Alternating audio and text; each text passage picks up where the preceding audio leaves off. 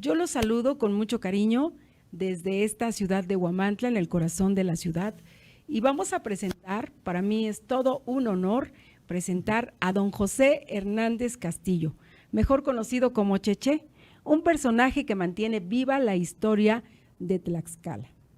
Mecánico, herrero, inventor, soldado, profesor, filántropo, escritor, presidente municipal, cronista de la ciudad, promotor de la cultura, artes, tradiciones y coleccionista de recuerdos. Es José Hernández Castillo, un personaje reconocido en el estado de Tlaxcala.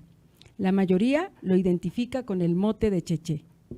Con una memoria prodigiosa, a sus casi 95 años, está activo y contribuye desde hace más de 30 años con el registro histórico de todos los sucesos trascendentes en la entidad. Como ciudadano, es uno de los más activos cuando se trata de contribuir en obras y acciones que repercutan en su ciudad natal, Huamantla. Distintos objetos de carácter público funcionan en la actualidad de forma automática con diversos mecanismos que ha desarrollado, como las campanas de algunos templos y el reloj del Palacio Municipal de esta misma ciudad, Huamantla, Tlaxcala, México. Don José, todo un honor que nos permita tener estas charlas con usted y que podamos conocer parte de sus vivencias y de su historia de vida. Gracias, Chávez. Pues, le felicito por tener estos programas que pues, sirven de información para todos nuestros paisanos que están pues, fuera de nuestra tierra, fuera de nuestro estado de Tlaxcala y fuera de nuestro país, que desde allá muchos de ellos pues, los ven a ustedes, siempre los han visto, ustedes tienen muy buena relación con personas donde hemos convivido en Europa, en Centroamérica, en Estados Unidos, en diferentes partes, en Taiwán inclusive, se sigue escuchando el programa de Huamantla de ustedes. Por eso quiero felicitarlos una vez más porque pues, ustedes son quienes dan la difusión a lo que ocurre en nuestra ciudad. Y con todo gusto yo participo, le agradezco su invitación porque sabemos que la gente tiene que conocer algo más y en este caso creo que nuestro tema que hemos escogido es el de la Virgen de la Caridad, sus templos, sus procesiones, sus alfombras, porque estamos en estos días, los días de agosto. Siempre desde hace muchos años se ha acostumbrado que desde el día último de julio, con el repique de las campanas de varios templos, o de la mayor parte de los templos del municipio, pues que pasan de más de 150 campanas, incluyendo las campanas de los pueblos rurales, las de los barrios, del centro de la ciudad, de algunas haciendas que participan. Entonces, todas esas campanas tienen una historia, como tiene cada objeto de los templos, católicos o no católicos, de todos modos son lugares de oración. Y esos lugares de oración, Huamantla pues tiene 96 centros de oración católicos, independientemente de pues 20 o 22 que tiene de algunas otras formas de tener la religión cristiana. Don José, ¿cuánto no ha vivido en 95 años? Realmente es una biblioteca andante con un cúmulo de experiencias que vamos a ir llevando a todo nuestro público a lo largo de diferentes entregas que estaremos haciendo de este nuevo programa, nuevo espacio, Crónicas y Leyendas, con don José Hernández Castillo, el famosísimo Cheche. Gracias. Así es que, pues vamos a entrar en materia, muy bien lo dice don José, el tema que nos ocupa por las fiestas del mes de agosto es el de la Virgen de la Caridad.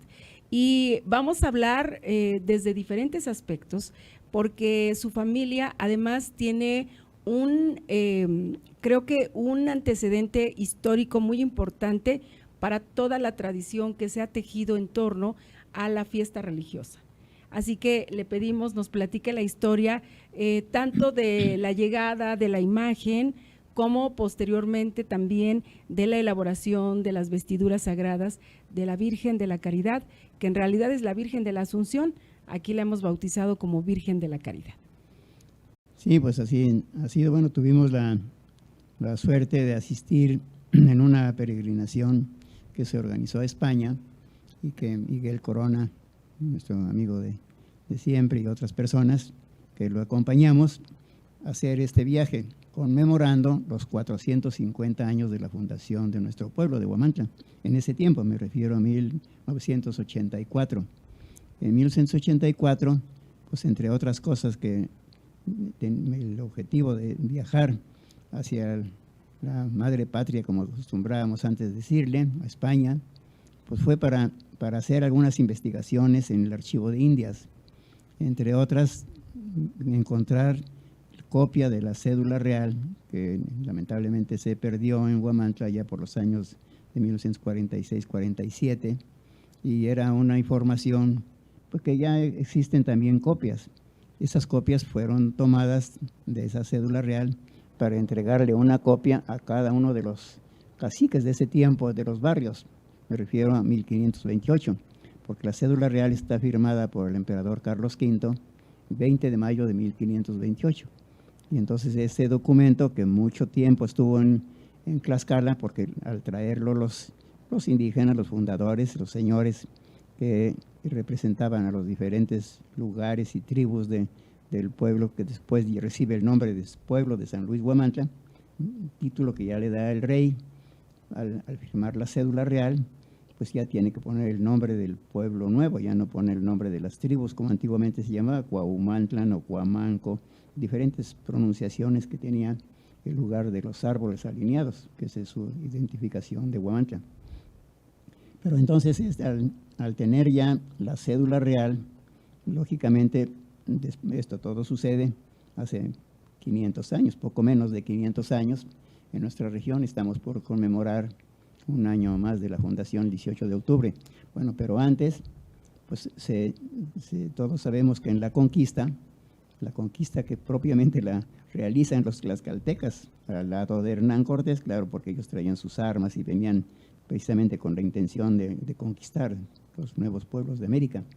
Pero desde ese tiempo, pues Huamantla ya forma un lugar especial en la historia, porque al llegar los conquistadores a esta región de Tecuatzingo, lo que hoy es parte del municipio de Huamantla, del municipio de Renate, de Alzayanga, todos esos lugares que se reúnen en esa sierra, limitando con Iztacamaxticlán, Puebla.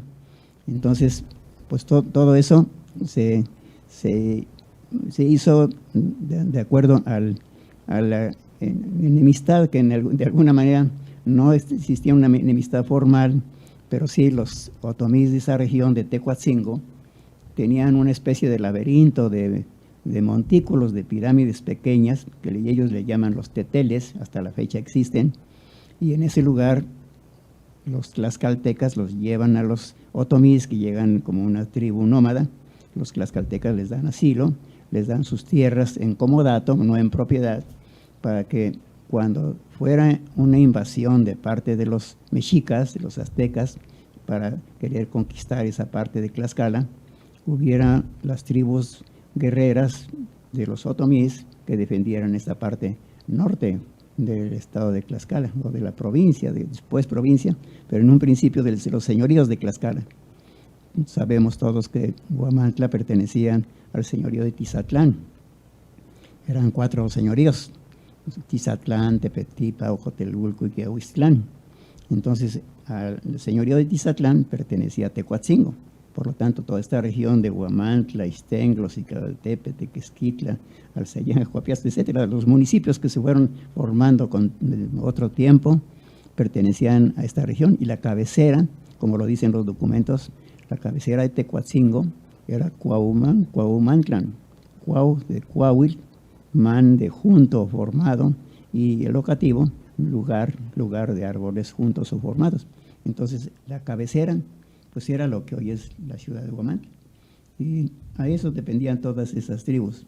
Pero entonces ellos cumplieron, porque al formar esos teteles que les llaman hoy, esas pequeñas pirámides formadas con piedras encimadas muy grandes, que no están pegadas con ninguna argamasa o pegamento de mezcla o algo, entonces era el lugar a donde ya tenían planeado los otomís emboscar a los que invadieran en ese tiempo los mexicas, los que eran enemigos de los tlaxcaltecas. Entonces, cada vez que invadían esa parte norte, los otomís salían en defensa y los emboscaban, los tenían ahí propiamente al cortarles el agua y no darles alimentos, solo se iban extinguiendo los invasores. Pero no sabían que ese lugar iba a ser para recibir a los españoles.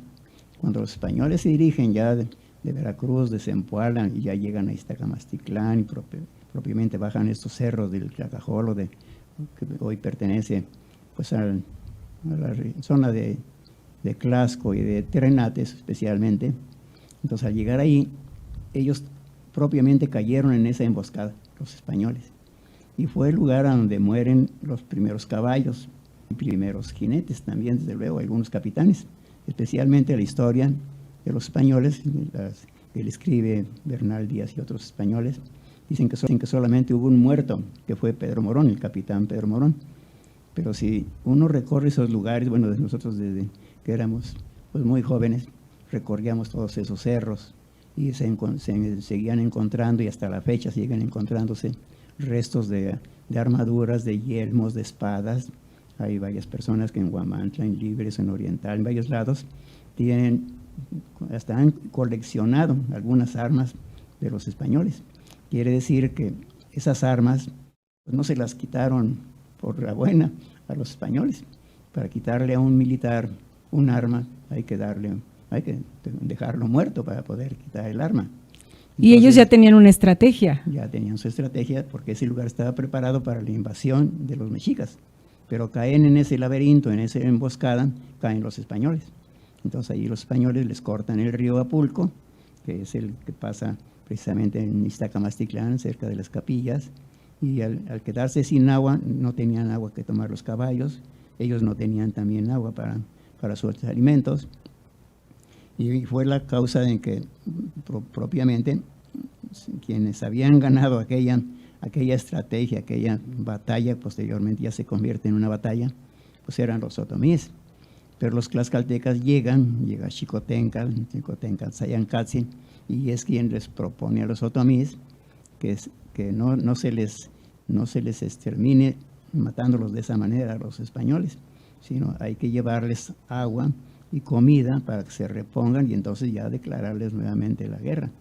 Bueno, Xicoténcatl pues era noble, hijo de Xicoténcatl Huehuet, de uno de los señores de Tlaxcala, y lógicamente pues él tuvo esa idea de que no se combatieran, pero ya que estuvieran repuestos. No eran ventajosos. Pues, Creo que por lo menos tenían mucho honor para así es. sus lamentablemente batallas. Hernán Cortés, bueno, lo que sabemos que en este año de 21 que estamos viviendo, pues se conmemoran también los 500 años de la muerte de Xicoténcatl. Hernán Cortés nunca tuvo en cuenta que le debían la vida a este personaje, a este capitán Xicoténcatl, sino lo mandó ahorcar creyendo que ya se retiró del ejército. Xicoténcatl no estuvo de acuerdo ni en la matanza de Cholula ni en la matanza de Tenochtitlan. Entonces, cuando ya se invadió todo por agua, por las canoas, las barcas que construyeron en Tlaxcala, porque fue 2 años después, los primeros combates, las primeras escaramuzas son el 28 de agosto de 1519, una batalla que dura desde el 28 de agosto hasta el 7 de septiembre, ya en Zompantepec, y en ese término es cuando mueren los primeros españoles. Y decía esto porque nosotros cuando íbamos de jóvenes a recorrer todos esos cerros, bueno, y hemos ido todavía en estos días, con algunas personas que vienen a ver los lugares, es un lugar donde sí se ve que es fácil emboscar a quien invada ese territorio. La geografía se prestaba para eso. Y además estaban hechos los montículos de acuerdo a que los que entraban, guerreros que entraban, fueran emboscados fácilmente.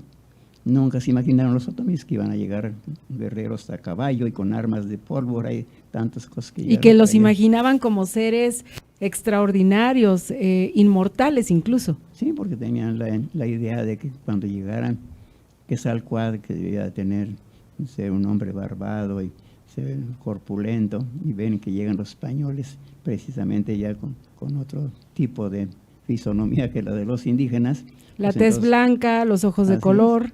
Sí. Es lo que hacen que en parte los defiendan, no los atacaban con la fuerza que atacaban a sus enemigos anteriores, a los mexicas. Bueno, pero comento todo esto porque Huamantla es un lugar de historia en ese aspecto.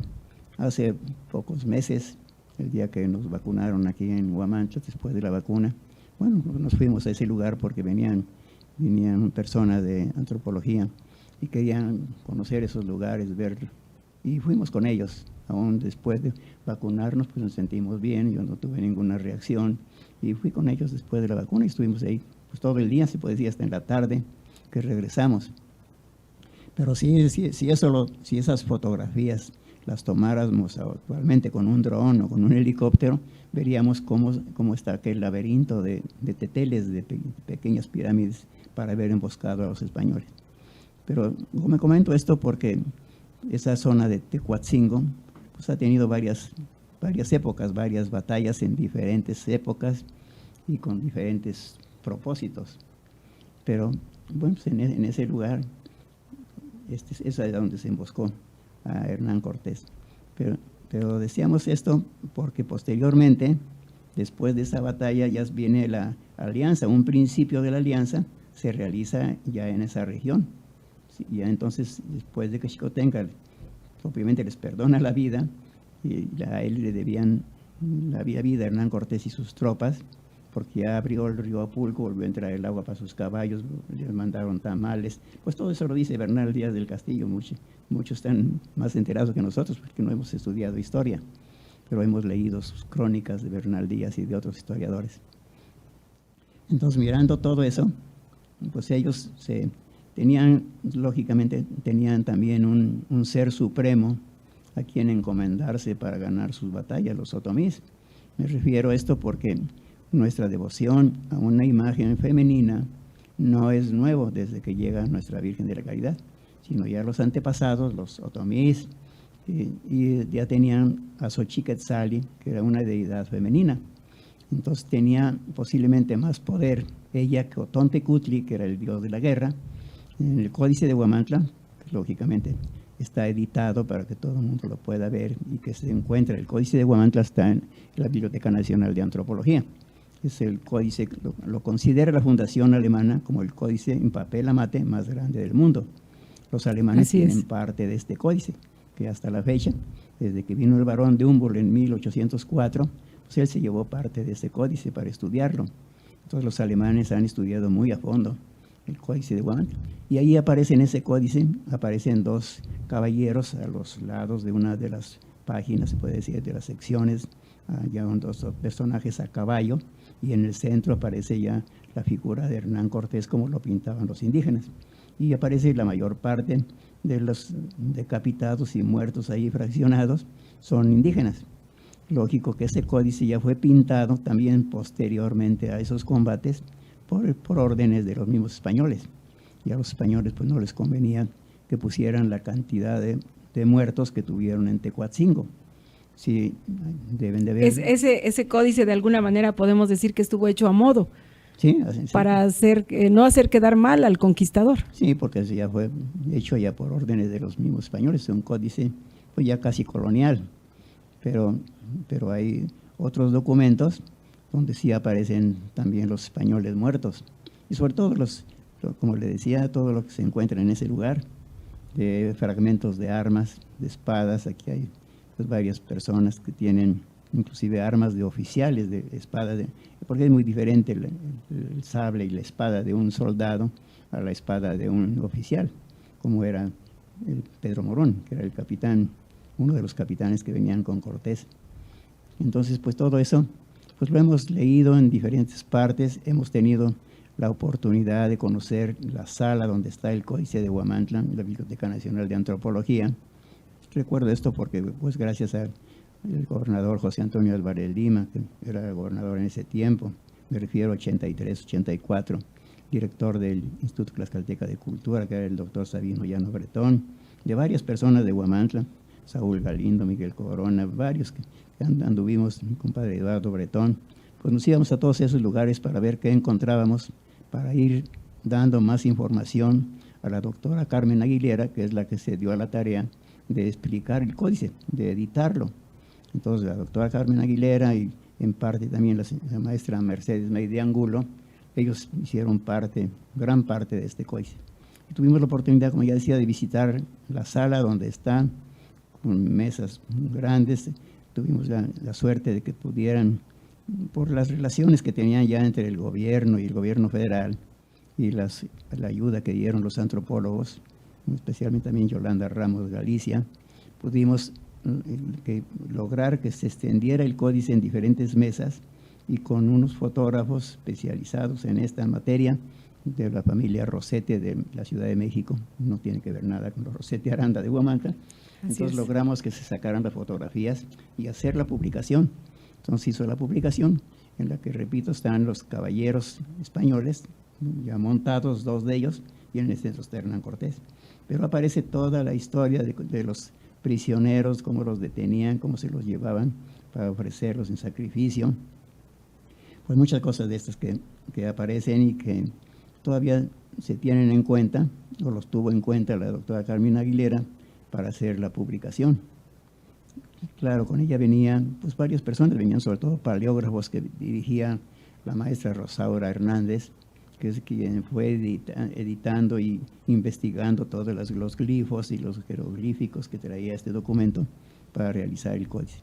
Entonces, uno de los documentos en los que nos podemos basar y que México conserva México gran parte del códice. Hay 2 fragmentos, como ya decía, los tienen en Berlín, en la Biblioteca Nacional de Berlín, y que pues en varias ocasiones se ha tratado de que pues se rescaten esos documentos, claro, ellos a cambio de estandartes que se tienen de los austríacos, de los alemanes, en algunas escaramuzas que también tuvieron con México. Pero pues es parte de lo que yo le comento, de cómo se inicia, desde luego, nuestra historia en ese lugar después de la conquista. Y pues ahorita estamos también celebrando, o estamos conmemorando los 200 años de la consumación de la independencia. De esto también hay mucho que hablar sobre la participación tanto en la independencia de 1810, 1811, por un guamantleco, José Manuel de Herrera, que fue el primer embajador mexicano en los Estados Unidos, nombrado por General Morelos, el cura Morelos, y es quien lo nombra en 1811 como embajador mexicano en los Estados Unidos, embajador plenipotenciario. Pero posteriormente, ya pasando hasta 1821, pues es también quien redacta el acta de independencia de Agustín de Iturbide, del emperador efímero también, pero a fin de cuentas en ese tiempo pues era el emperador de México. Y el canciller pues era guamantleco, también José Manuel de Herrera. Entonces, de todo esto también tenemos libros, muchos tienen los libros que editó Fernando Solana, que cuando fue canciller editó ese libro, y vemos que allí en esos libros, que hoy son 3 tomos, empastados perfectamente en piel, al empezar a hojear esos libros, a leerlos y a investigar, nosotros vemos que el primer embajador que aparece allí pues es guamantleco, pero José Manuel de Herrera, que nace precisamente en la Casa Colonial de Soltepec en 1776. Entonces, con esto pues, tenemos muchos documentos para ir buscando. Y bueno, a esto se debe que en un principio decíamos que por qué en 1984 es cuando fuimos a España. Los indígenas, después de aquellos combates, después de aquella escaramuza y de aliarse con Hernán Cortés, los tlaxcaltecas, y con ellos forzosamente los otomís, que dependían también de los tlaxcaltecas, entonces fueron en un viaje para lograr que se les diera, después de aquella alianza, fueron a reclamar, se puede decir así, sus títulos de propiedad, porque ya los españoles ya habían dado sus títulos de propiedad a los tlaxcaltecas, ya los consideraban el rey como primos de la corona española, etc. Pero los otomíes de Huamantla eran relegados en muchos de los aspectos sociales de aquel tiempo. Y a eso se debió que se organizaron los otomíes con apoyo de algunos de los mismos españoles, y en una de aquellas barcas en que saqueaban el oro y la plata de México para llevársela a Europa, pues ahí se fueron, o ahí enviaron también a los representantes de las tribus otomíes. Entonces ellos salieron en 1521, o al menos es la fecha que aparece en los lienzos, y fue el 20 de mayo de 1528, cuando Carlos V les firma aquella cédula real para fundar el pueblo de San Luis Huamantla. Él es el que le pone el nombre de San Luis Huamantla, o sea que el santo patrono del pueblo ha sido siempre San Luis, obispo de Toluz.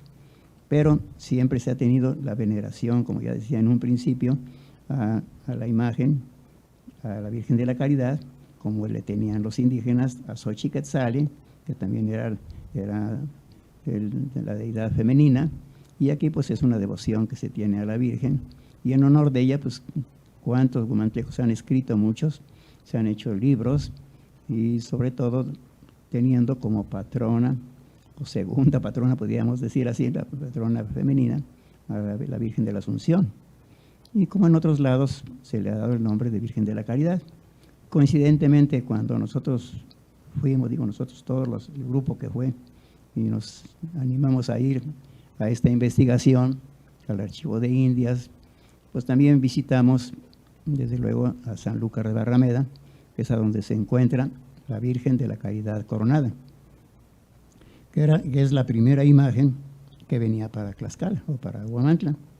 Todo esto fue porque la duquesa de Medina Sidonia, doña Elvira, que ya falleció lamentablemente, pero ella fue la que nos platicó después de la ceremonia que se hizo en la parroquia o basílica actualmente de la Virgen de la Caridad coronada en Sanlúcar Barrameda. Tuvimos una reunión en su casa, y su casa está está considerada como, se puede decir, la segunda o de las principales bibliotecas que tiene España. Después del Archivo de Indias, archivo y biblioteca a la vez, está el archivo de los duques de Medina Sidonia. Entonces los duques, como aparece en sus documentos, fueron donadores de varias imágenes para América. Precisamente en ese puerto de Sanlúcar Barrameda es donde salían los conquistadores y los frailes evangelizadores y toda la gente que venía, no toda la gente, pero sí la mayor parte. Venían con esa misión de evangelizar. De evangelizar, y de conquistar los militares y de evangelizar los frailes. Claro. Pero tenían que salir de ahí. Y entonces los duques de Medina Sidonia, pues propiamente tienen tanto poder como los mismos reyes de España. Ellos son descendientes de los tartesos y toda esa historia que tienen en esa parte de Cádiz. Los españoles se sienten que son más independientes propiamente del reino. Y entonces, por lo tanto, sus archivos de ellos son archivos muy importantes, como lo es el Archivo de Indias, de todos los españoles. Y ahí aparece cómo fueron donando algunas imágenes. Primero, la primera imagen que tallan en Córdoba, por encargo de los duques, o el duque de Medina Sidonia en ese tiempo, fue la Virgen de la Caridad coronada, que se venera en aquella parroquia basílica de Nuestra Señora de la Caridad de Sanlúcar Barrameda, en la provincia de Cádiz. Después se construyó, como lo que nos platicaba doña Elvira, y varios de los que fuimos ahí recuerdan que en aquel tiempo eran niñas, algunos de ellas, y hoy son pues ya señoritas o señoras casadas, algunas de ellas. Y deben recordar lo que ella nos platicó ahí en sus salones, a donde nos invitó a un almuerzo, y posteriormente en la tarde nuevamente con sus documentos que sacó, nos iba explicando cómo llegó nuestra Virgen, no exactamente con la fecha en que llegó, pero sí en el siglo XVIII, el principio del siglo XVIII, finales del XVII, es cuando ellos envían una segunda imagen. Ya no viene la primera que tallaron en Córdoba, porque esa se quedó en el templo de Sanlúcar. Empezó a hacer muchos milagros.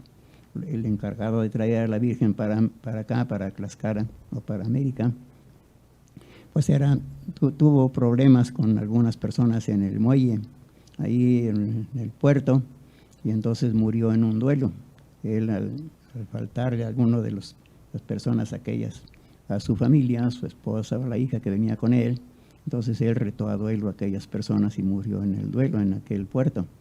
Entonces la familia pues se tuvo que regresar otra vez a la región de Córdoba a reportar que ya no, que iban a dejar provisionalmente la imagen en ese templo de Sanlúcar Barrameda, y ahí lo siguen venerando a la Virgen de la Caridad coronada. Que era la imagen que venía para nuestra ciudad. Para acá. De esa imagen, los que fuimos, no recuerdo exactamente ahorita la cantidad y todos los nombres, pero a cada uno de nosotros nos entregaron o nos colocaron el prelado de ese lugar y el alcalde de Sanlúcar venera una medalla de medalla que pende de un collar con la Virgen de la Caridad Coronada. Desde las niñas que iban, bueno, ahorita nos escuchan y recuerdan, por ejemplo, las niñas Carmen y Beatriz Cervantes López, eran pequeñas, y pues son las que viven de esa familia que fuimos, porque fue nuestro amigo Enrique Cervantes, su mamá, su esposa, su suegra, bueno, y estas niñas.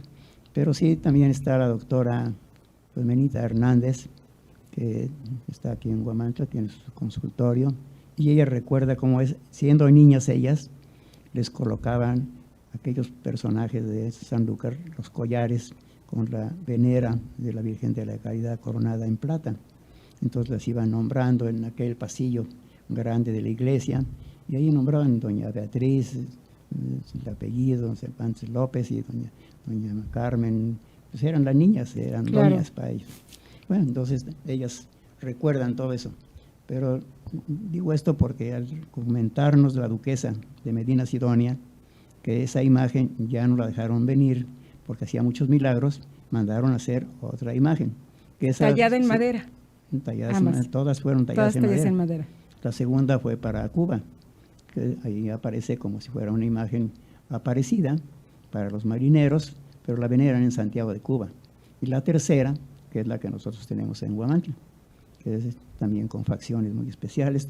Toda la gente que se ha acercado a la Virgen y ve las fotografías, pues son facciones de las imágenes que tallaban en España. Y ya de ahí nos viene la Virgen, y la devoción la van cambiando los indígenas, ya no van creyendo tanto en la Xochiquetzali, van teniendo la devoción a otra imagen femenina, que es la Virgen de la Asunción, empiezan a hacer la caridad en su templo, y ya nombran, como en los otros lugares, en Cuba y en España, Virgen de la Caridad. Y esa es la historia de nuestra Virgen que tenemos.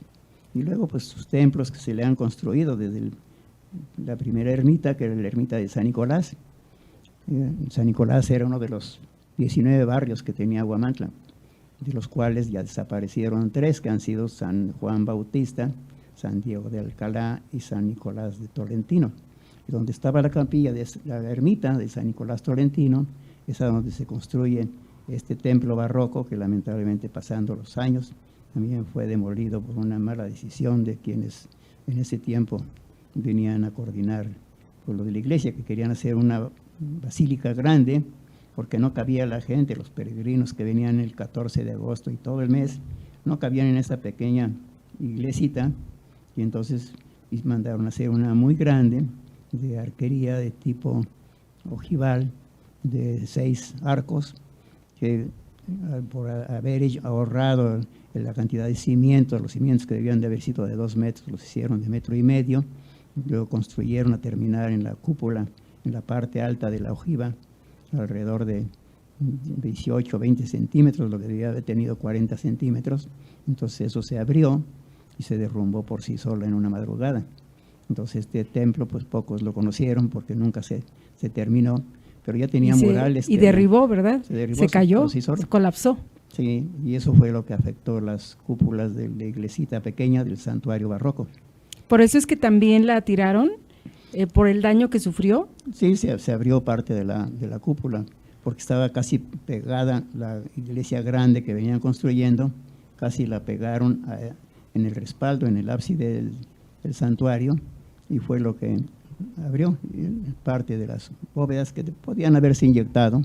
En la actualidad existen ya cementos expansivos que pueden inyectarse y podría haberse salvado. Sobre todo, eso era un relicario, se puede decir así, y es una de las peores ignominias que Huamantla ha sufrido.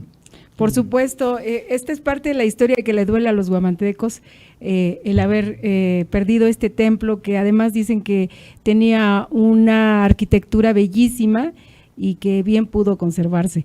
Pero en el tema de la imagen de la Virgen, llegó directamente a esta capilla de San Nicolás que usted mencionaba, y poco a poco fue creciendo esta devoción hasta que se erigiera su basílica.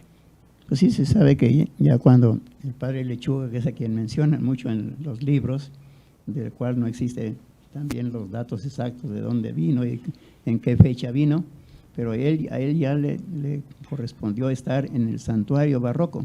Ya no, los primeros que usaban todavía la ermita pues eran los franciscanos. Entonces los padres franciscanos entronizaron en esa ermita a la Virgen que venía de España, que muchos han dicho que se hizo en México y que le hizo un carpintero, que fue un carpintero mal hecho y que pues le salió el rostro perfecto al carpintero. Hay muchas leyendas. Que no estaba terminada y que cuando llegaron a develarla ya estaba completa. Así es. Pero son solamente leyendas. Nosotros desechamos esa leyenda cuando visitamos a la duquesa en España. Y pues, repito, existen varias personas que todavía viven y que fueron testigos de lo que nos comentaron allá, sobre todo esta señora duquesa, doña Elvira.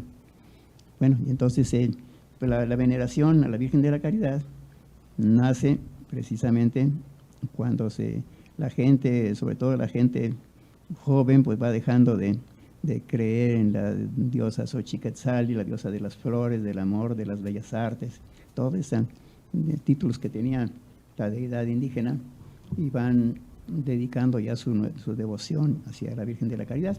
No así la gente mayor, la gente adulta, que costaba mucho trabajo que fueran a cambiar de un momento a otro su religión, sus creencias en aquel personaje que existe en el Códice de Huamantla. Y pues por eso es importante que tengamos el códice.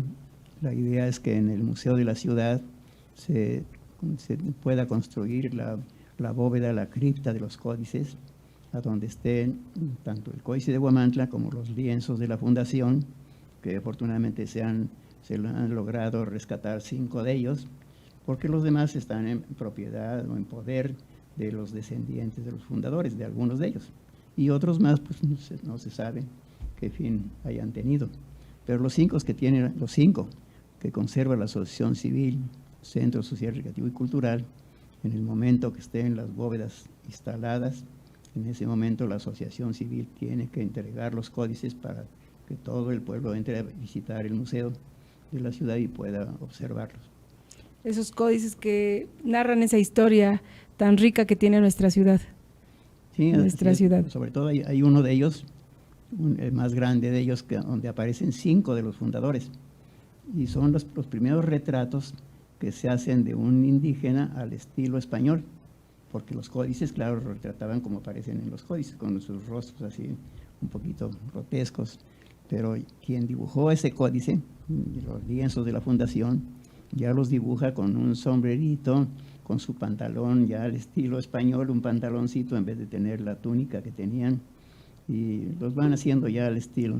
Aparecen con su sombrero y su pantalón descalzos, pero pues son los primeros 5 retratos que se tienen de personajes indígenas, descendientes de los señores fundadores, y que aparecen ya en un documento de tipo español, porque hay lienzos que están pintados con pinturas vegetales sobre lino español y otros lienzos que están pintados sobre yute indígena. Entonces todos estos pues los veía la gente. Claro, hay que enmarcarlos con cristales pues, templados, desde luego, con bastidores de acero inoxidable que tengan su ventilación, que haya un clima especial, que ya existe el proyecto y el diseño de cómo debe ser. Antropología ya deja a este ayuntamiento que está por concluir, se le entregaron los especialistas que vinieron de Lina todos los proyectos y el presupuesto inclusive de cómo serían las vitrinas, los capelos que van a cubrir esos códices para que estén a la vista de todos. Pero repito, hay cosas curiosas que todo el pueblo conocería y apreciaría más nuestra historia mirando las cosas más de cerca. Por supuesto. Don José, háblenos de la imagen de la Virgen de la Caridad. Es una imagen tallada en madera de escasos 80 centímetros de altura. ¿Nos puede describir esta imagen? Sí, pues aproximadamente sí debe tener como 80 centímetros. Bueno, ustedes son los que hacen los vestidos, porque en esto de los vestidos y de la imagen de cómo se fue logrando que cambiaran sus ropajes, las primeras fotografías que existen están en unos escapularios que esos escapularios son de 1846, un año antes de que entren los norteamericanos a invadir Huamantla. De ellos entran en 47. Ya para 47 ya existen también leyendas de cómo la Virgen de la Caridad pues logra que no sean saqueados su templo como habían sido saqueados la parroquia y el convento. Inclusive hay una pintura que está copiada más o menos de lo que platicaban de los exvotos que tenía la Virgen. En el antiguo santuario no había menos de unos 100 exvotos. Cada exvoto es un cuadrito que está pintado con pinturas vegetales sobre cobre o sobre lámina de zinc o sobre madera, y que estaban tapizados los cruceros que tenían la iglesia y las dos capillas que tenían. Tenía una capilla del Niño de Atocha y otra capilla del Niño de Praga. Entonces esas capillas estaban llenas de exvotos. Los exvotos pues son los milagros que la Virgen venía haciendo en diferentes épocas y diferentes escaramuzas que había, de combates y invasiones que había. El milagro se plasmaba en una pintura. Sí, había pintores populares a quienes se les encargaba, sobre todo gente de Puebla y de mismo Huamantla, la familia Polo, los Polo del barrio de San Lucas y posteriormente desde la Santísima Trinidad, se dedicaban a hacer los exvotos. Por eso en San Antonio, el barrio de San Antonio, todavía existen exvotos pintados por ellos. Y así eran los que estaban en la Caridad. Pero cuando se derrumba aquel templo, que ya platicábamos hace un momento, y posteriormente se retiran las personas que estaban al frente de esa construcción, entonces todos esos exvotos los fueron vendiendo, poniendo en subasta para poder hacer la nueva basílica. Y entonces eso originó que se perdiera todo un acervo muy importante que tenía de los milagros de la Virgen. ¿Y hay registros de que se plasmaban esos exvotos? ¿Qué milagros se manifestaron ahí? Bueno, había uno de ellos, me refiero a la fecha que ya comentaba, de 1847, de cuando entran los norteamericanos que invaden Huamantla, que hay muertos por parte de ellos, y de ellos mismos mueren algunos de estos, de los norteamericanos, de los militares. Pues, quien venía al frente de ellos era el capitán general Samuel Walker. Entonces él se muere por la consecuencia de una lanza que lo ataca el capitán Eulalio Villaseñor y muere a través de la lanza.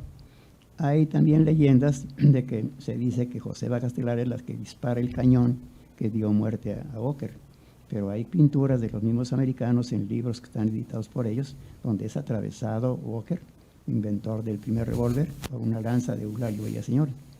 A Eulalio Villaseñor en Puebla le hicieron un gran homenaje porque era el comandante de la policía de Puebla y vino con gente de allá para ayudar a la gente de Huamantla a defenderse de esa invasión. Pero todo eso aparece con la imagen también, como que la imagen se le aparece la imagen a una niña, una jovencita, que estaba haciendo su almuerzo para llevárselo a su papá adoptivo, se puede decir. Era una huérfanita que la recogió don Manuel Castelar. Don Manuel Castelar era platero y él vivía precisamente en la esquina de Juárez y Abasolo. Mucho tiempo ahí estuvo una pulquería que se llamó la Pulquería del Quinto Toro. Entonces, unas fotografías muy bonitas que hay de esa esquina, y todavía aparecen los balcones originales de ese lugar. Entonces aquella niña que estaba haciendo su almuerzo para llevárselo al lugar donde estaba el platero de aquel tiempo, vio entre el humo de sus ollas y el humo y el vapor de las ollas y los comales, etcétera, lo que estaba haciendo, estaba guisando. Ella platicaba que vio una visión y que se parecían a la silueta de la Virgen de la Caridad, que en ese momento decían: sal a defender el templo que va a ser saqueado. Ya para esto los americanos que habían quedaron vivos y después tenían ya prisioneros algunos nativos de acá, saquearon la parroquia, se llevaron los vasos sagrados, el convento, igual el gran archivo que tenía el convento franciscano, se lo llevan también ellos. Entonces iban a hacer algo parecido en el Templo de la Caridad, precisamente en ese santuario. Cuando esta niña ve todo eso arriba de su brasero, toma con una tenaza un carbón encendido y baja corriendo a aquella escalera porque está en el segundo nivel. Existe la casa con la escalera. Baja con ese carbón encendido y en esa esquina estaba un cañón que dejó emplazado en ese lugar Antonio López de Santana, que se había dado la fuga precisamente por la llegada de los americanos que no entraban por donde los esperaba del lado de Tamariz. Entonces esa niña pues baja con su carbón encendido y directamente a la mecha del cañón enciende con el carbón aquella mecha.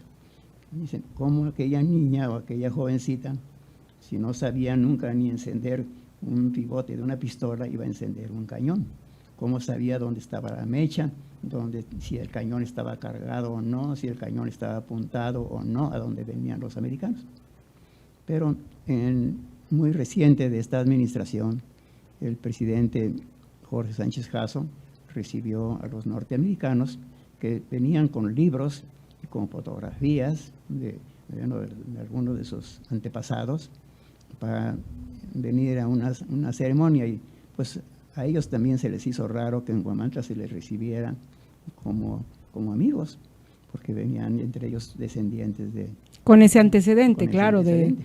Y entonces el presidente Jasso los recibió con su propio idioma, con un buen inglés, recibiendo a estos militares que venían con sus familias, con una niña, y en ese día Efraín Chacón hizo una alfombra en el interior del museo donde aparecía Samuel Walker, y entró la niña, aquella hija de uno de estos militares, de los que venían al frente, y le dio a la niña un puño de arena blanca, y ella lo fue regando allí sobre el rostro, el cuello de Samuel Walker, que es el que aparecía en esa alfombra.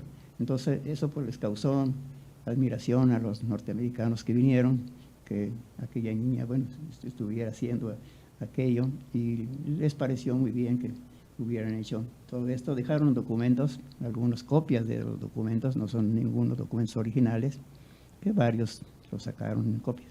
Pero me refiero a eso porque fue al principio de esta administración municipal.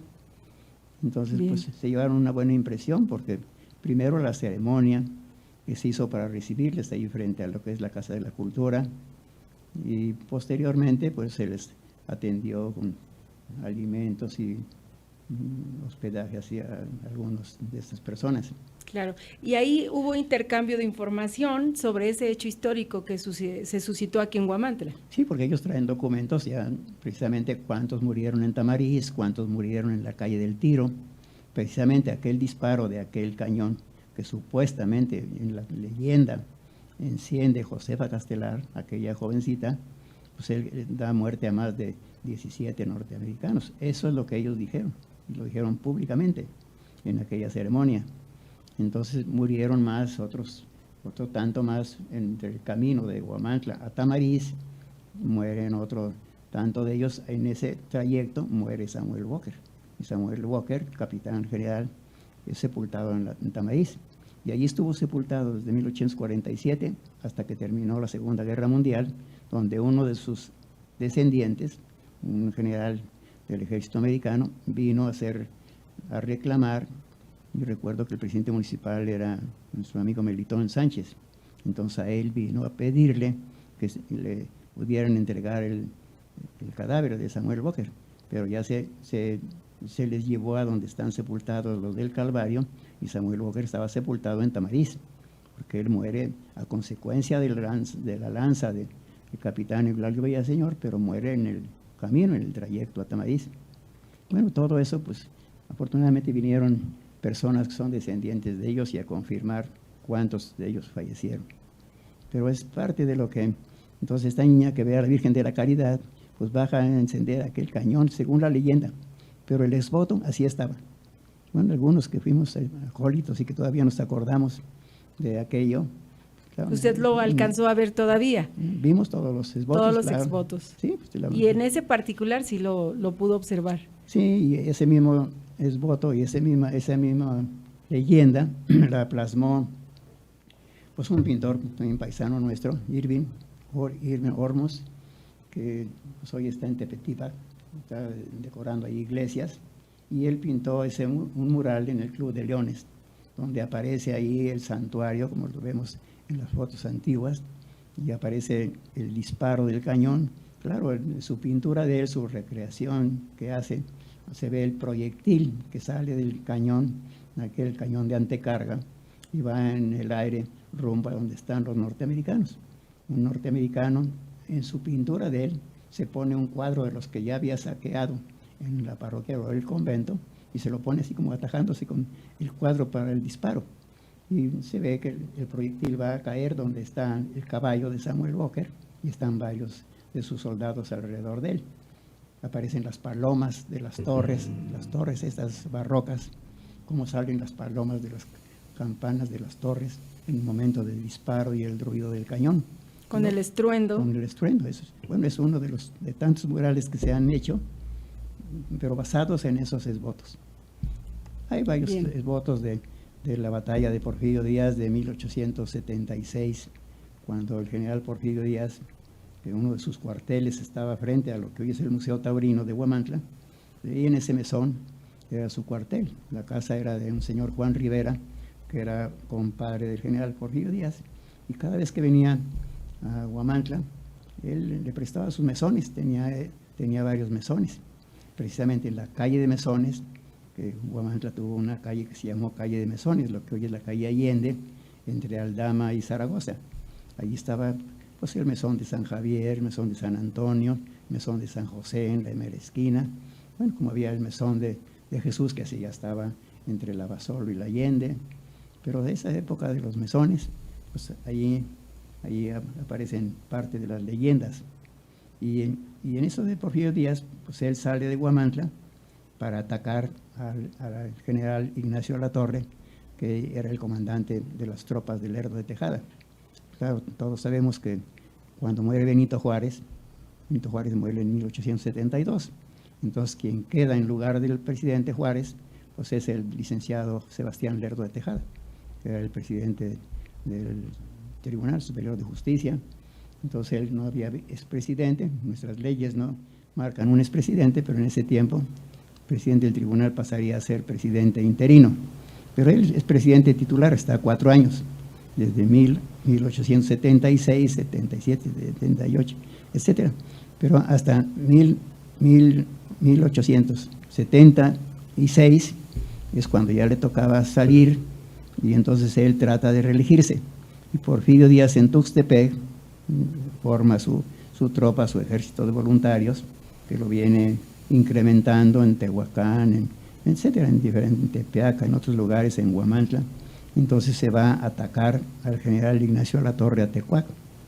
Y desde luego tenían la ventaja las tropas del gobierno del Lerdo de Tejada, porque en primera la hacienda era de los Sesma, que eran parientes de Sebastián Lerdo de Tejada, don Antonio Sesma, descendiente del insurgente Antonio Sesma. Bueno, pero entonces eso provoca que las tropas del gobierno usen la hacienda de Tecuac, la hacienda de Tepeyagualco, que está detrás de los cerros de Tecuac, como sus trincheras, y ahí se parapetan para esperar la llegada de los rebeldes que dirigía Porfirio Díaz. Y Porfirio Díaz llega y se encuentra con una tropa bien armada, muy diferente a la que él ya llevaba, de 3,000 soldados, pero no iban tan bien armados como estaban los del gobierno. Los cañones de Porfirio Díaz eran de antecarga y los del gobierno eran de retrocarga, y las armas por lo mismo tenían armas superiores de repetición, los del gobierno, y los de fusiles de Porfirio Díaz pues eran escopetas y armas de atacar. Pero aún así, pues ya él, antes de salir de Huamantla, su cuartel estaba detrás del santuario. Entonces, con algunos de sus coroneles de su Estado Mayor, se dirigen hacia el Templo de la Caridad y van a encomendarse a la Virgen, por lo menos a pedirle que los regrese con vida después de esa batalla. Y sobre todo con las diferencias, las desventajas en armamento que llevaban. Sí, ya de hecho ya el general Porfirio Díaz la veía perdida en la batalla, porque no tenía las armas iguales que las del gobierno del Lerdo. Bueno, y eso hace que ya en la madrugada van y toman la Loma Larga, ellos se llegan por el lado de Balcón, de Guadalupe, toman la Loma Larga, donde estaba la hacienda de San Buenaventura, que todavía existen ahí las ruinas, y desde ahí atacan a Sebastián de Lerdo, no a Sebastián Lerdo Tejada, él no se presentó, pero sí al general Ignacio Latorre con toda su tropa. Y cuando ya Porfirio Díaz ya veía perdida la batalla en la tarde, llega su compadre Manuel González, general Manuel González, con otros 3,000 de a caballo de la región de Tlaxco, del norte, y son los que toman a 2 fuegos a las tropas de Lerdo, del general de Alatorre.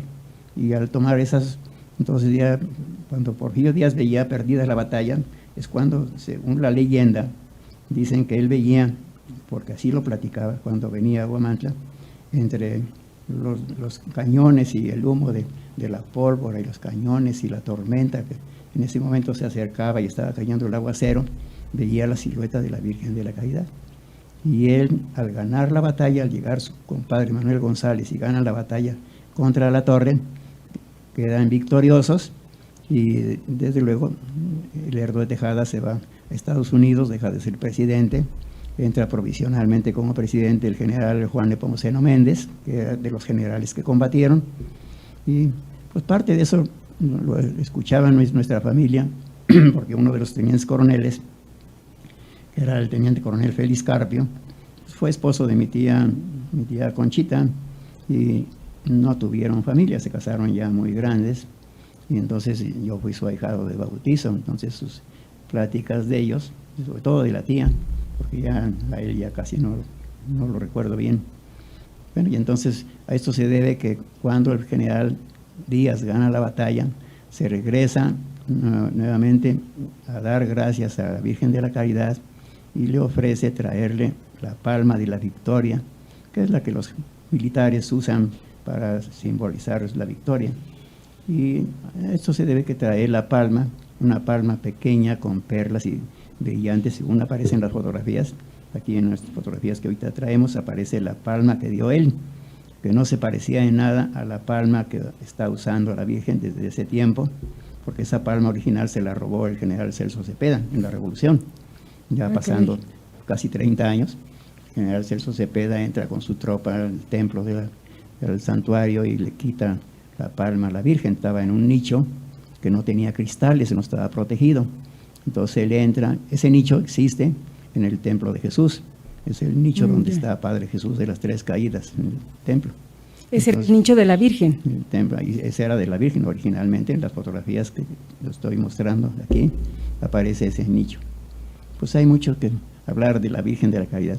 Demasiado, don José, y usted, por lo que nos está platicando, realmente ha sido no solamente un historiador que ha seguido la lectura de diferentes autores, sino que también ha formado parte de esa historia, con lo que nos está platicando de su tía Conchita, que le comentó esto que vio el general Porfirio Díaz, el regalo que le hizo de la palma a la Virgen de la Caridad, y que para los huamantlecos no es desconocida esta leyenda, no es desconocido aquel hecho que se ha difundido. Sí, afortunadamente la familia, bueno, por suerte, nuestra familia pues ha formado parte, como todas las familias de Huamantla, forman parte de la historia.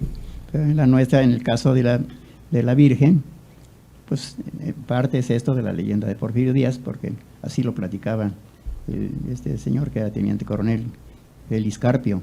Don Félix Carpio, mi padrino de bautizo, también fue alcalde en 1910, cuando se cumplía el centenario de la independencia.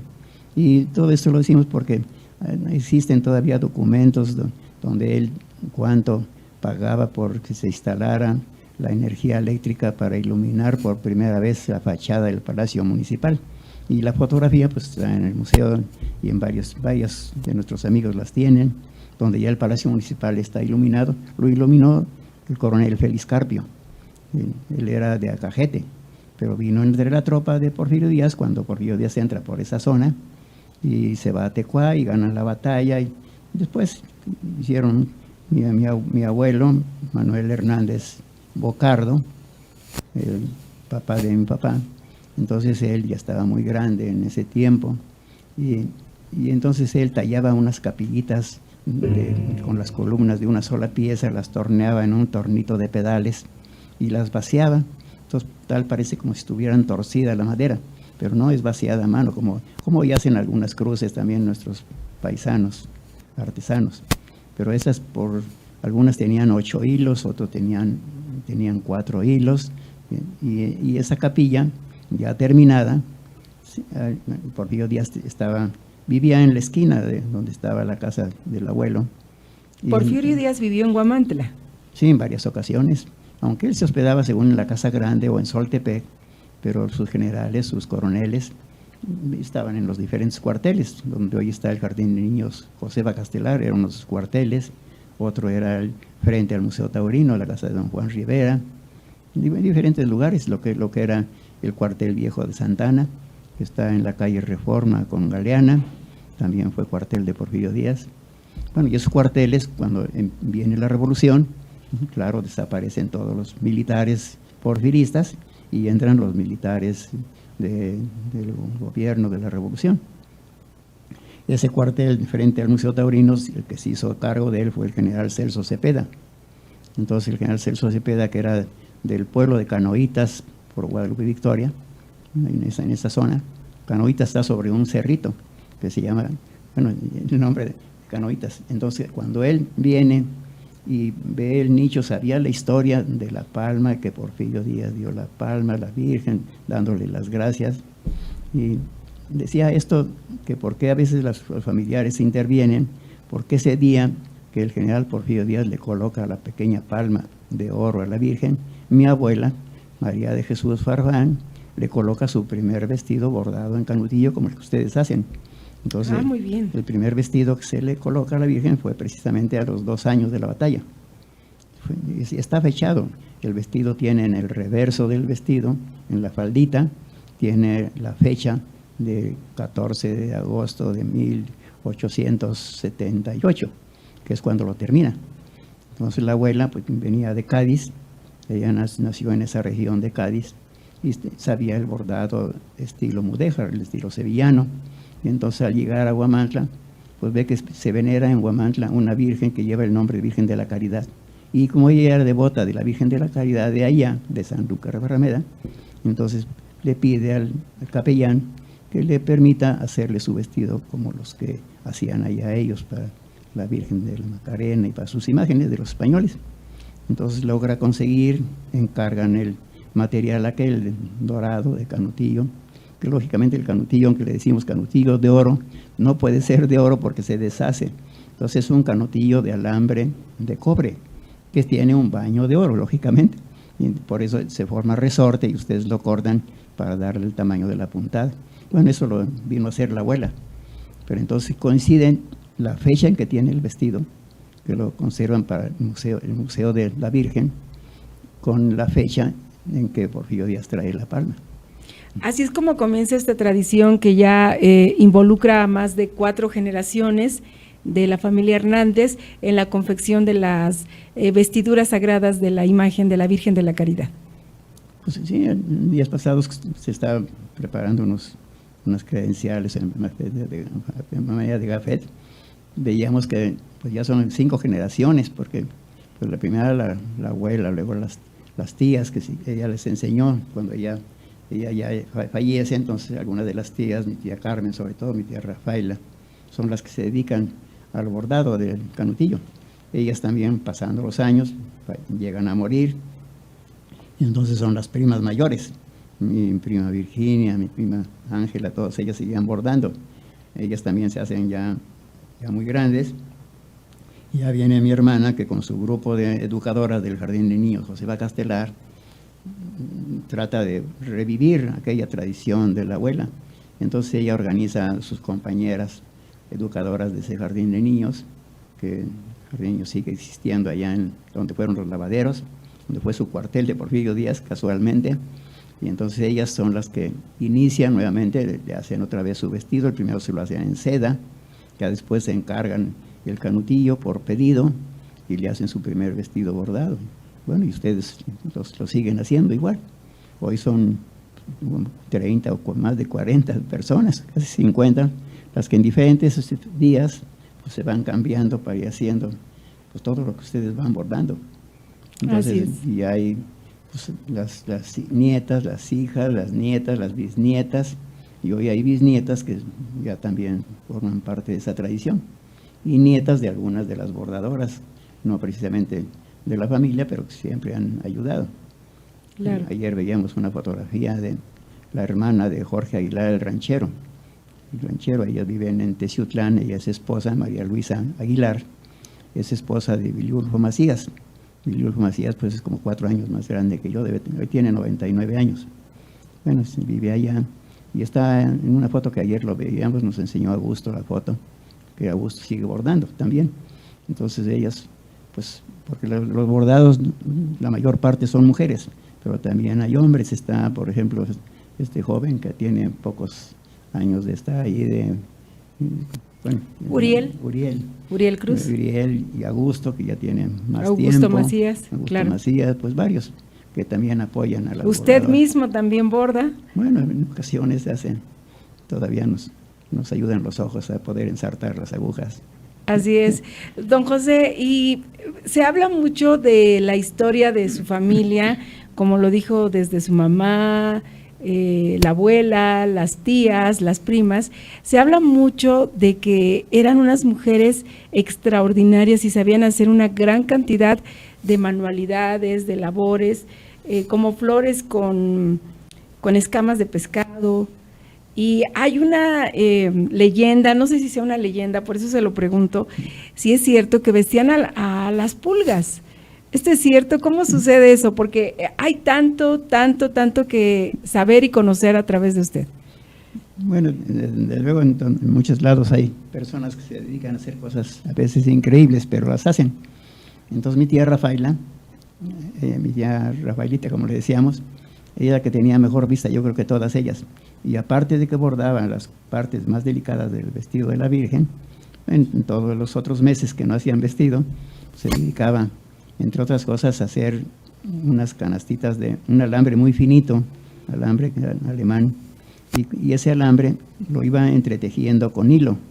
Entonces las canastitas, aquellas hojarras o diferentes figuras que las daban así para familias como regalo, las hacía ella. Pero también usaba lentes porque uno de mis tíos, mi tío Miguel, que es el que instaló el reloj del Palacio Municipal, es un reloj alemán, Junghans, de cuando se van los alemanes que dejan el reloj, y el reloj es un obsequio del general Porfirio Díaz.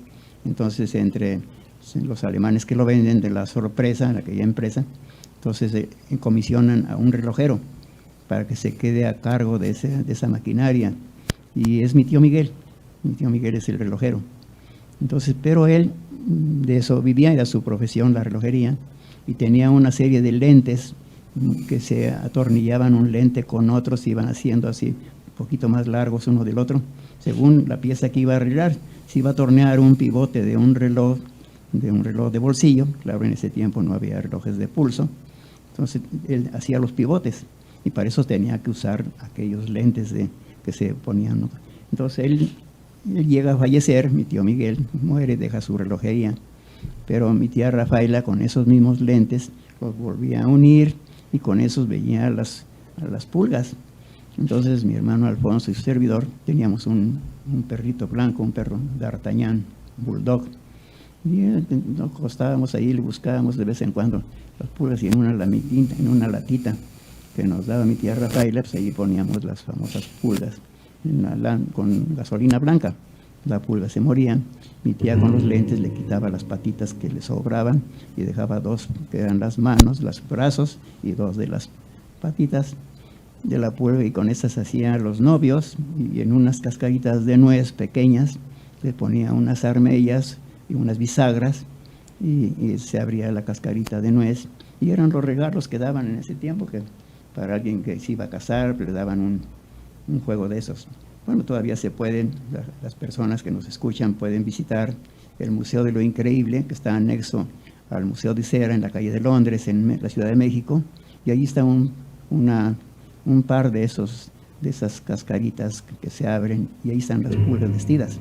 Y ahí dice pulgas vestidas en Huamantla. Claro, no dice a las personas que las vistieron, pero sabemos quiénes eran. Entonces esto deja de ser una leyenda porque realmente ocurrió.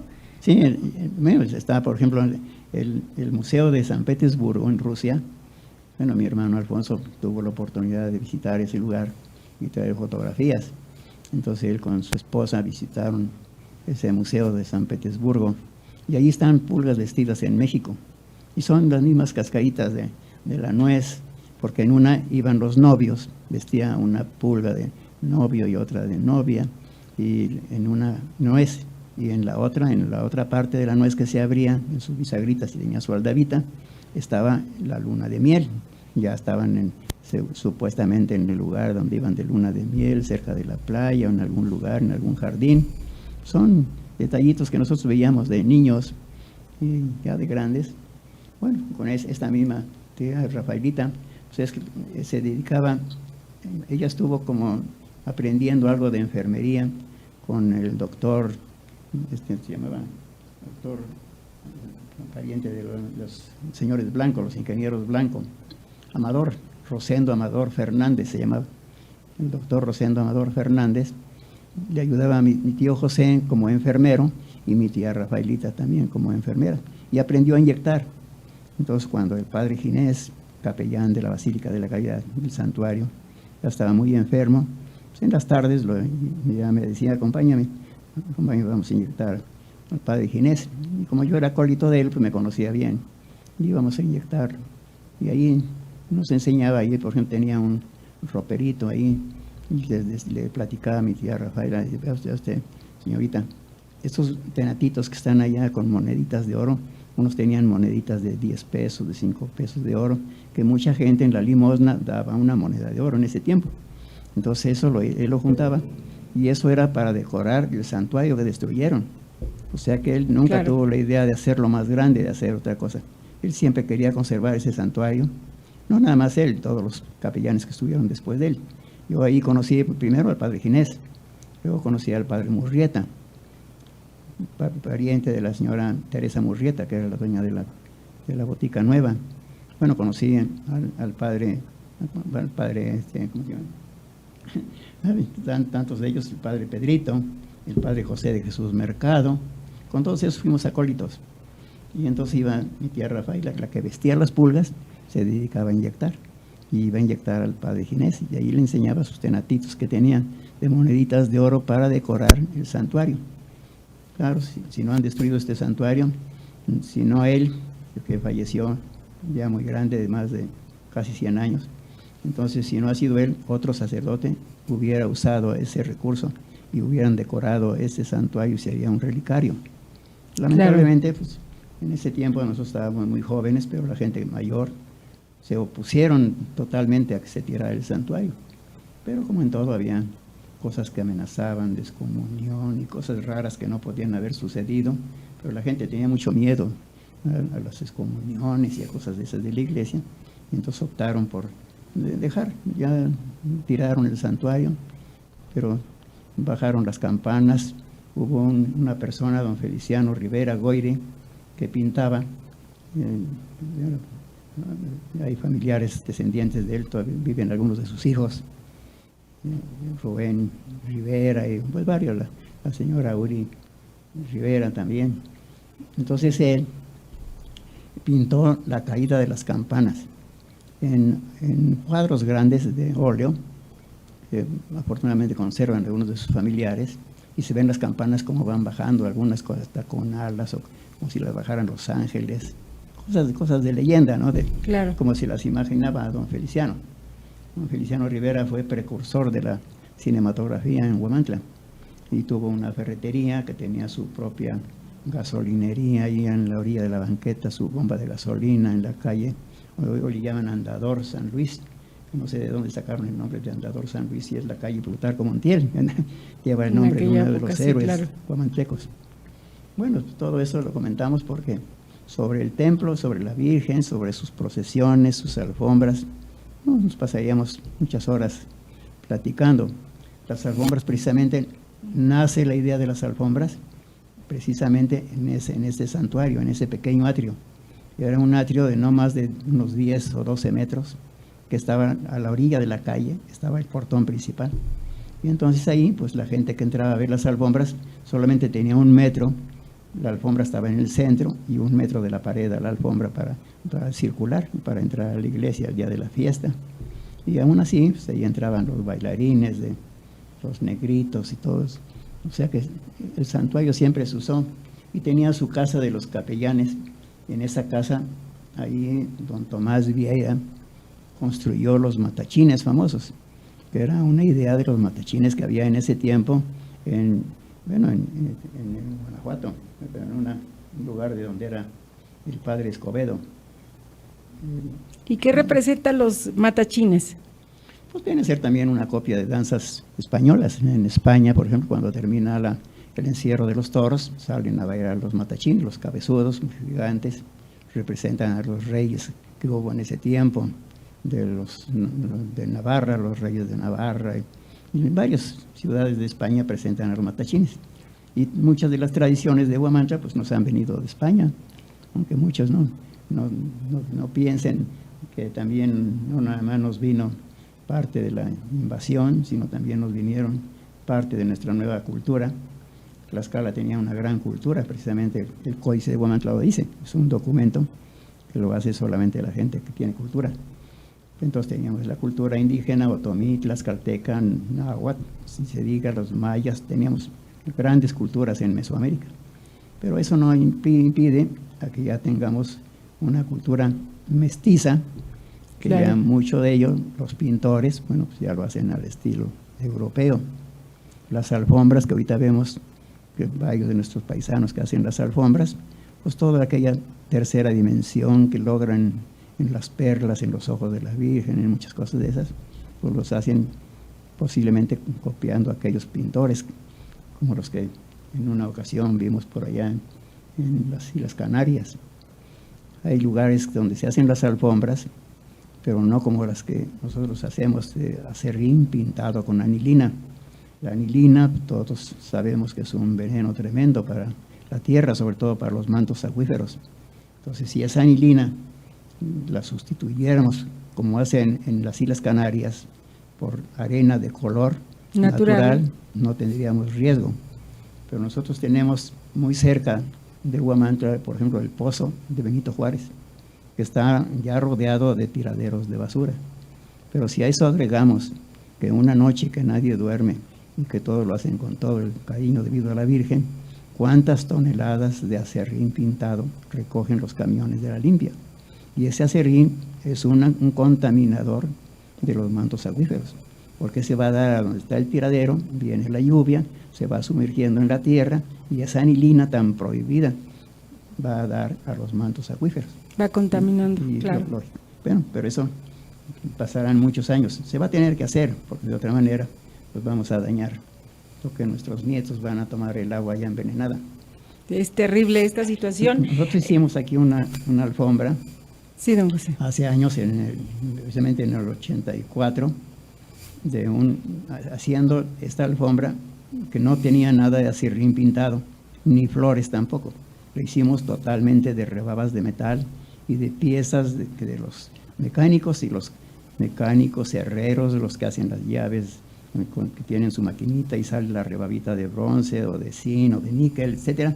Y con eso hicimos primero una alfombra en la Basílica de la Caridad.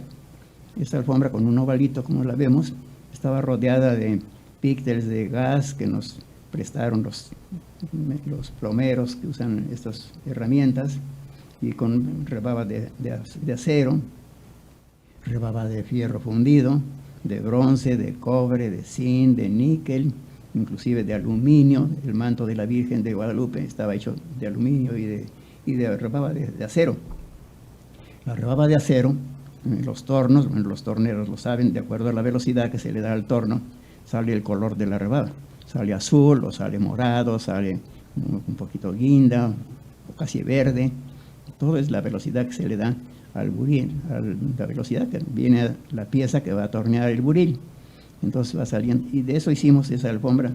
Les pareció muy bien a los que van a hacer la alfombra a México, el tercer lunes de septiembre, y entonces nos pidieron que se hiciera una alfombra paralela a lo que hacía don Bernardo Báez. Don Bernardo Báez hizo su alfombra en la Basílica de Guadalupe, en la nueva basílica, de un lado, hizo su alfombra tradicional de flores y acerrín de colores, etc. Y del otro lado, nosotros, los herreros y mecánicos de Huamantla, hicimos nuestra alfombra metálica al otro lado. Lógico que la natural, la tradicional, a los 3 días se marchitó la flor, la barrieron, pero esta alfombra tardó primero 15 días, luego un mes, y luego pidieron que se dejaran. Íbamos a recoger las cosas, pero no lo permitían. Bueno, pero comento esto porque así como nosotros hicimos esta de metal, que no produce contaminación, los de las Islas Canarias, que tuvimos la suerte de ir nosotros al primer encuentro de alfombristas allá en la isla de Tenerife, la ciudad de La Orotava, ellos suben al volcán del Teide. El volcán del Teide tiene pues casi la misma altura, un poquito menos que la Malinche. Entonces tienen cañadas donde están las piedras rojizas, otras verdes, en otras cañadas están azules. Es un volcán que es patrimonio de la humanidad. Y entonces ahí tuvimos la oportunidad de subir, no hasta arriba del volcán, pero fuimos con el alcalde de ese tiempo, era Eduardo Bretón, nuestro amigo Eduardo Bretón, y con él fuimos, pues también su esposa y varios alfombristas. Todos los que compitieron en la basílica para hacer una muestra y que fueran los 3 primeros lugares, sucedió que eran 9 o 10 alfombristas. Y entonces, pues allá yo, como le decimos cariñosamente, dijo, no, pues vamos a hacer un esfuerzo, y conseguimos patrocinadores, pero van todos. Entonces fueron todos los alfombristas que compitieron. Y bueno, nos fuimos con ellos, Juan Hernández, con varios de los alfombristas, muy largo, sus nombres son varios. Son varios, claro. Pero ahí nos dimos cuenta de que allá tienen un museo de las alfombras, y en ese museo están los molinos con los que muelen las rocas del volcán del Teide. Entonces, con manivelas, en un principio, movían aquellos volantes tan grandes que iban destruyendo las rocas hasta hacerlas finitas y hacerlas en polvo. Entonces, tienen el color verde. Claro, son colores pastel, se puede decir, sí. No son colores fuertes, pero con eso hacen copias de los murales que están en la Capilla Sistina, de la Creación, de muchos murales. Entonces, cada es año, extraordinario las obras que hacen ahí y todo lo hacen en con Canarias. Bueno, claro. Muy largo sería de platicar de las alfombras, pero las alfombras, ya decía, eran muy pequeñitas porque no cabían. ¿Y cómo surgieron? ¿Cómo se iniciaron? ¿Usted dentro de sus archivos tiene alguna información que nos precise el momento, el lugar y quién empezó con esta idea de hacer una alfombra? ¿Cómo surgió esa idea? Bueno, entre otras personas que empezaron fueron unas señoritas que tenían una tienda, y que a la vez era tienda y vinatería, de apellido Torres. Ellas vivían en la calle Reforma, pues es una casa que está anexa a donde está actualmente la refaccionaria de mi compadre Rogelio Hernández y sus hijos. Entonces ahí vivían, y de cariño le decía a la gente las torritas, porque hacían unas bebidas pues muy especiales. Hacían, por ejemplo, el tejocote, el anís, ellas mismas lo preparaban, licores de sabores muy especiales. Entonces ellas tenían unos moldes arriba de donde estaban sus anaqueles, todos aquellos muebles de su tienda antigua. Tenía una especie de como tapangos, y en esos tapangos tenían sus moldes con las que hacían sus abuelos de ellas, sus alfombras, muy sencillitas. No se comparan, claro, por la época y por el estudio que tienen hoy los alfombristas, pero hacían sus pequeñas alfombras. El centro, yo nunca vi que hicieran una imagen en el centro, con toronjitas del encino, ponían un monograma con la M de María, o un corazón, con una coronita, o con unas flamas que salían ahí. Todo se hacía con material del monte, la flor de yolosóchil del monte, la campanita, todas esas flores se usaban, y por eso veíamos cómo se hacían las alfombras. Y los carpinteros pues tenían el acerrín, no tan fácil con anilinas, porque ellos hacían sus propias pinturas. Don Tomás hacía sus pinturas vegetales. Bueno, les ponían varias sustancias y así hacían las alfombras, pero todo eso fue copiado de lo que hacían estas señores de apellido Torres. Ellas eran hijas de don Ruperto Torres, que era peluquero, y bueno, sus antepasados todavía existen hasta calles que llevaban sus nombres de estos personajes. Y entonces ellas platicaban que sus abuelos les enseñaron a hacer las alfombras, Esperancita, Evita, todas ellas nos platicaban también. Después son de apellido García, pero su mamá seguía siendo Torres, eran García Torres. Rubén, por ejemplo, pues él se fue conmigo ya en tiempo de los conscriptos, nos fuimos juntos compañeros al cuartel, y varios de ellos, fuimos amigos de varios de ellos. Arturo vive afortunadamente, varios de ellos, y se acuerdan de sus bisabuelos que empezaban a hacer las alfombras. Después vinieron ya don Juan Baez, papá de Bernardo Baez, que ya fue mejorando las alfombras, y luego don Feliciano Rivera, que es el que se atreve, podríamos decir así, a hacer la primera imagen de una virgen en el centro de la alfombra. Y ya los demás pues hacían el corazón de Jesús y diferentes figuras, pero eran muy, muy sencillitas las imágenes. Pero la virgen que hizo don Feliciano Rivera, pues parece una fotografía. Varios tienen esa fotografía, yo no la tengo, la original. Pero la original la tienen ellos, pero no tengo copia de esa. Pero después viene ya la familia de don Bernardo Baez, y con Bernardo pues íbamos a varios lados, a Monterrey. Una vez nos fuimos a Mérida, vino la reina Isabel, y fuimos con él a hacer la alfombra allá en Mérida, con algunos de la Cruz Roja. Y íbamos a Monterrey, en la vidriera, en la fundidora de Monterrey, también varias veces fue a hacerla. Y bueno, prueba de ello es que Bernardo Baez, yo no fui a esa excursión, o esa peregrinación, pero la primera alfombra que se hace en el Vaticano, muy cerca, ahí anexa a la Capilla Sistina, la hizo Bernardo Baez, a Juan Pablo II, recién de que él recibió. Y después, con un diseño del maestro Desiderio Hernández Ochitiotzi. Sí, así es, él hizo el diseño. Y fueron varios que Miguel Corona organizó aquel viaje, varios pudieron ir, yo ya no pude ir, se alivió la persona que yo iba a ir en su lugar con su mismo boleto, pagando mi boleto, se alivió y ya se fue él. Después cuando regresaron, pues él falleció también. También otro que fue y falleció al poco tiempo fue don Fructuoso Sánchez Solís, que hizo su libro de leyendas, poesías y leyendas de Huamantla, Tochito, como le decíamos cariñosamente. Él fue también a ese viaje. Fue la señora Ocotlán, Cotito, como le decíamos, que tenía la venta de los periódicos y revistas en el portal, ya muy enferma, y le mandó a hacer con su familia, que eran de Contla, mandó a hacer un zarape muy bonito, y ese zarape se lo entregó al Papa. Cuando el Papa lo recibió a los guamantlecos, ella le entregó el zarapito al Papa y él lo tomó, se entró a su departamento y ella al poco rato murió ahí mismo. Entonces, bueno, ya le llevaron al hospital, ya había fallecido. Pero pues todas esas cosas son que suceden en gente que van a hacer las alfombras. Y don bueno, José, las alfombras tienen también un simbolismo muy especial, ya hablo de sus orígenes, y desde luego aquí en las alfombras poco a poco fue evolucionando la técnica, fueron ya mostrando algunas imágenes hechas con tierras policromadas, algunos pasajes principalmente religiosos, con un tema en específico. Ya las alfombras tenían sus propios autores, sus propios diseños, pero eso mismo inició con el bordado del vestido de la Virgen. Hay bordados del vestido de la Virgen que tienen una gran historia, que todos son únicos, que son especiales, y que a diferencia de lo que podemos decir que ocurre en Sevilla o en otros lugares donde también tienen esta costumbre de vestir con finos ropajes a las imágenes religiosas, pues se hace por la devoción, por un grupo de mujeres que de manera voluntaria participan para la confección de estos ropajes. ¿Recuerda cuáles son algunos de estos vestidos, el simbolismo que tienen, el significado que tienen en los bordados que se han plasmado en ellos?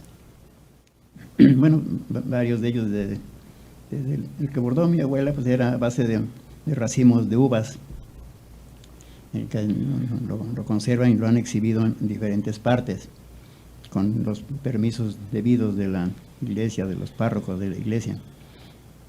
Yo recuerdo que algún vestido de esos que estuvo exhibiéndose en Orizaba, pues fue muy visitado también allí. Bueno, en la Ciudad de México, en la casas de la cultura, de diferentes lugares se han exhibido. Pero hay varios, por ejemplo, hay un vestido que llevamos ahí figuras del Códice de Huamantla. Entonces ese vestido, claro, es de origen español, con canutillo francés, todo de Europa, el estilo mudéjar de los árabes y de los antiguos españoles de Sevilla, pero también va mezclado ahí los dibujos indígenas otomíes. Entonces ahí en ese vestido está la choza otomí ya evangelizada. Es una choza que tiene techada de zacate, como aparece en el códice, y dentro de la puerta principal de esa choza está la Santa Cruz. Quiere decir que ya estaban evangelizados los otomís de ese tiempo, cuando hacían el códice me refiero. Algunos de ellos ya estaban evangelizados. Hay otra casa que ya es de terrado, ya es una casa de estilo náhuatl, estilo tlaxcalteca, de los indígenas tlaxcaltecas, que ya tiene sus ladrillos, ya tiene todo eso de los ladrillos, lo van haciendo con el hilo muy finito de oro, con diferentes tonos, el brisado que le dicen, el otro que es mate, el otro que es brillante, uno que es totalmente redondo, es un resorte, como cualquier resorte que vemos ahorita aquí en los micrófonos, pero es un resorte que en ocasiones es cuadrado, en ocasiones es octagonal, en ocasiones triangular y en ocasiones es circular, como normalmente el que usan ustedes, la mayor parte es circular. Pero me refiero a ese vestido porque está mezclada la cultura europea con la cultura indígena. Entonces aparece ahí, por ejemplo, el árbol de Xochitlán, que es de la región donde llegan los otomís para poblar Huamantla.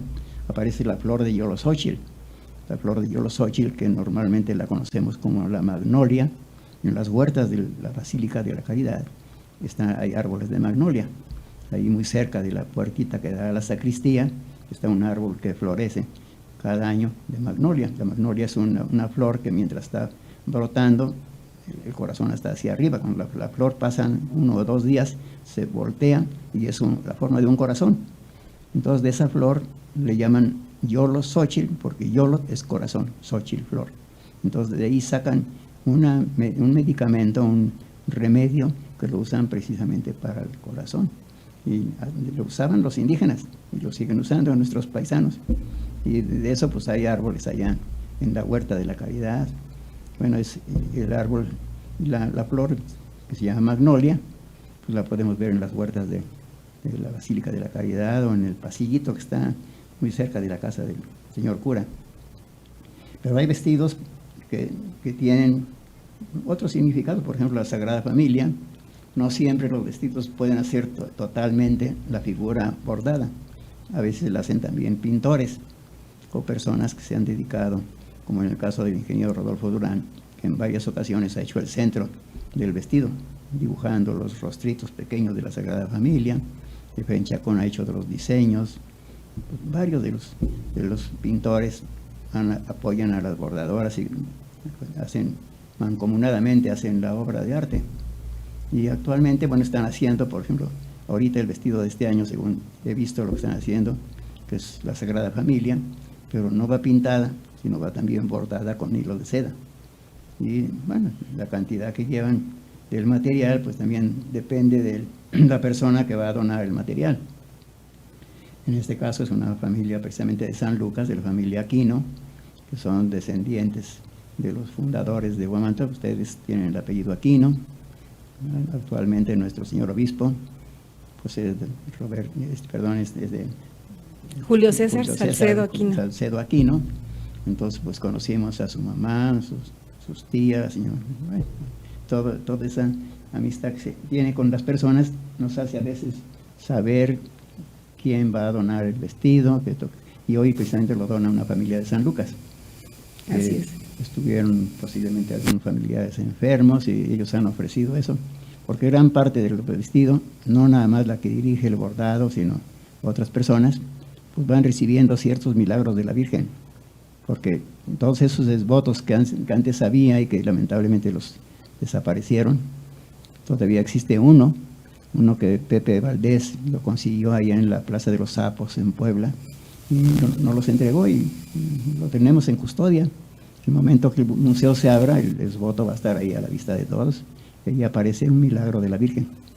Pues así aparecen, y entonces la gente que está bordando, pues uno están pensando en la salud de su hijo, de su papá, de su abuelo, piden porque ya falleció o porque está muy grave, hacen oraciones entre las bordadoras, entre todas ellas.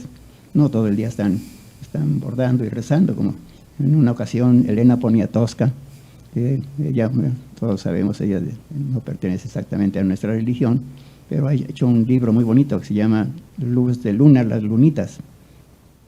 Compara a las bordadoras con manos con cosas con la luz de la luna que ven la falda de la Malinche, donde están bordando. Ella poéticamente retrata el bordado de la Virgen. Es una escritora excelente y ella ha hecho libros también. Bueno, y como los han hecho ustedes, en tu caso el de las alfombras, en el caso de Lilia Rodríguez, claro, se ha tomado todo esto, porque lo que tenemos en nuestros álbumes está abierto para que cualquiera lo reproduzca y así lo pueda usar para hacer libros.